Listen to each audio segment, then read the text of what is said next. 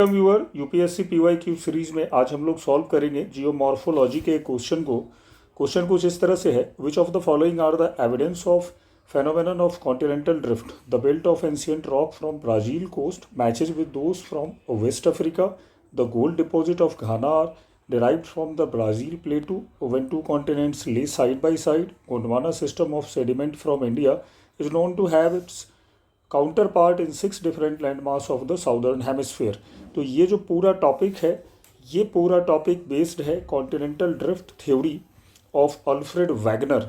Alfred Wegener you know very well, 1912 में Alfred Wegener ने हमारे जो कॉन्टिनेंट एंड ओशियन है उसकी ओरिजिन को एक्सप्लेन करने के लिए कॉन्टिनेंटल ड्रिफ्ट थ्योरी प्रपोज किया था।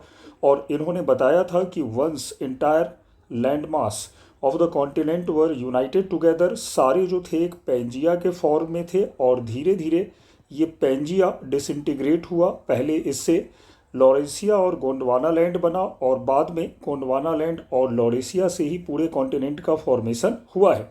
और इसी बात को यहाँ पर पूछा गया है। अगर हम देखते हैं यहाँ पर तो ब्राज़ील और वेस्ट अफ्रीका, ये अगर हम मान लेते हैं कि अपना ये साउथ अमेरिका है और यहाँ पे ब्राज़ील का लोकेशन है एंड दैट इज़ अफ्रीका, तो ब्राज़ील और अफ्रीका के कोस्ट में सिमिलरिटी दिखती है। एंशियंट रॉक सिस्टम सेम है और ये बताता है कि दोनों पहले गोंडवाना लैंड के पार्ट थे।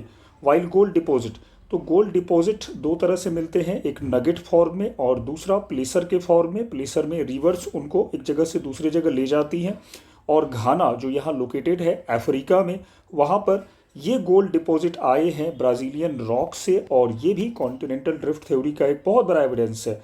वाइल जो हमारा गोंडवाना सिस्टम है ये इंडिया के साथ साथ कई सारे कॉन्टिनेंट में दिखता है, जैसे अफ्रीका है, अपना साउथ अमेरिका है, यहीं पे माडागास्कर है, यहाँ पे इंडिया है, ऑस्ट्रेलिया है एंड इवन जो अपना एंटार्क्टिका है।